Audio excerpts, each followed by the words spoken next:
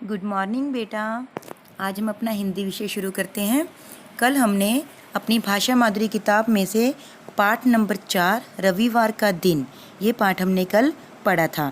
मुझे उम्मीद है कि आपने घर पे इस पाठ को अच्छे से पढ़कर देखा होगा। इससे आपका ई मात्रा के शब्दों को पढ़ने का अभ्यास भी हो गया होगा। आज हम उसी पाठ को आगे कंटिन्यू करते हैं। अब इस पाठ के पीछे आपका कुछ किताब कार्य दिया गया है, आज हम उसको पूरा करेंगे। ओके बेटा, तो चलिए हम शुरू करते हैं। देखिए बेटा अपनी स्क्रीन पर, ये है आपकी भाषा माधुरी किताब में से पेज नंबर 8। सबसे पहले आप इस पेज के ऊपर आज की डेट लिखेंगे। उसके बाद हम रीड करते हैं इसका हेडिंग नंबर 1। देखिए, मौखिक उत्तर दीजिए। मौखिक का मतलब होता है बेटा ज़बानी। मतलब यहाँ पे नीचे 5-6 प्रश्न दिए गए हैं, आपने इन प्रश्नों के उत्तर देने हैं, लेकिन ज़बानी देने हैं। आपको इन प्रश्नों को लिखने की, इनके उत्तर लिखने की कोई ज़रूरत नहीं है, ना ही कॉपी पर ना ही बुक पर। आपने सिर्फ इनके मौखिक रूप में उत्तर देने हैं। मैं आपसे प्रश्न पूछूंगी और आपने इसका उत्तर देना है, ठीक है। अभी मैं आपको उत्तर बताऊंगी तो आपने उन उत्तरों को याद कर लेना है। तो चलिए शुरू करते हैं। प्रश्न नंबर क, अखिल डलिया भरकर क्या लाया। देखो बेटा, ये हमारा पाठ में प्रश्न आया था कि अखिल डलिया भरकर क्या लाया। आपको याद होगा क्या लाया था बेटा, वो दाना। तो इसका उत्तर क्या आएगा, दाना। अगला प्रश्न देखिए नंबर ख, चिड़िया ने अपना घर किससे बनाया। किससे बनाया था बेटा, तिनका तिनका लाकर।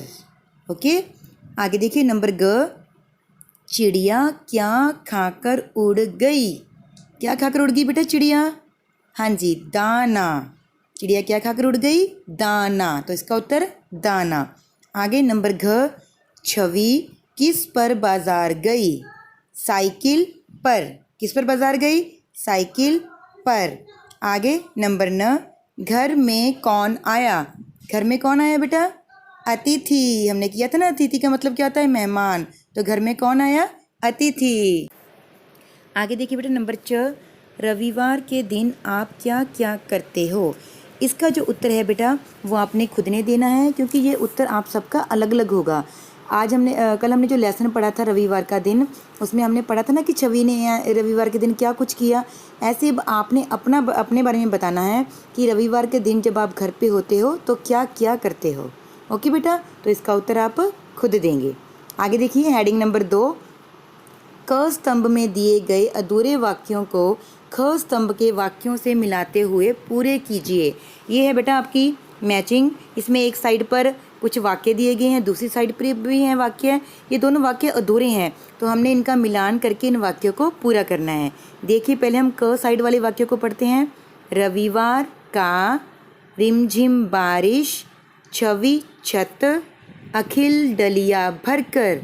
अब देखिए नंबर ख वाली साइड, दाना लाया, पर आई, दिन आया, आ गई।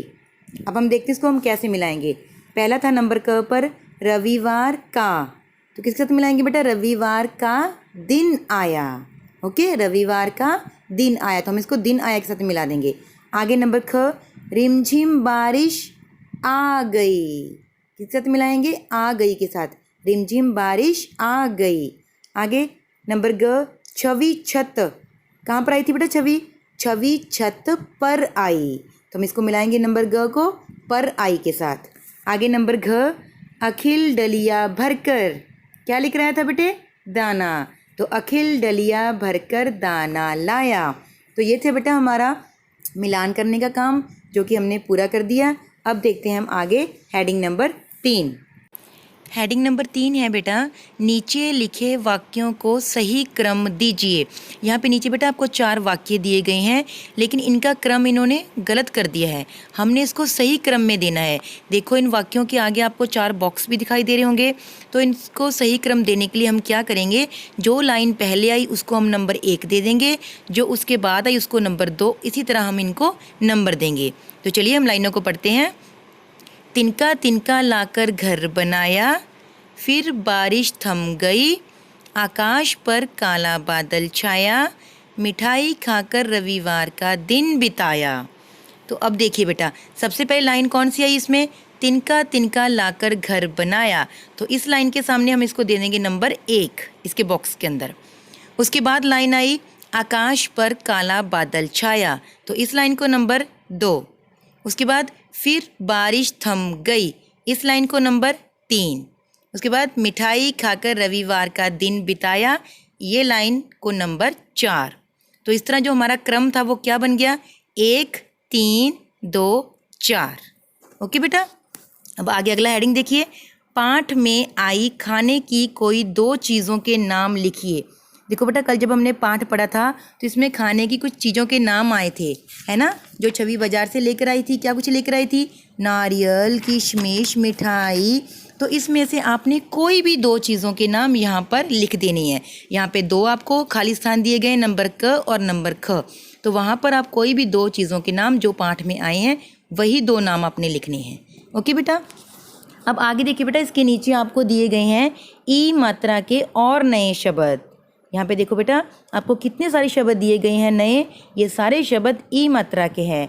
अब आपने इन शब्दों को पढ़ने का भी अभ्यास करना है, इससे आपकी ई मात्रा के शब्दों की अच्छे से और प्रैक्टिस हो जाएगी और आपको ई मात्रा के और भी नए शब्द पढ़ने के लिए मिल जाएंगे।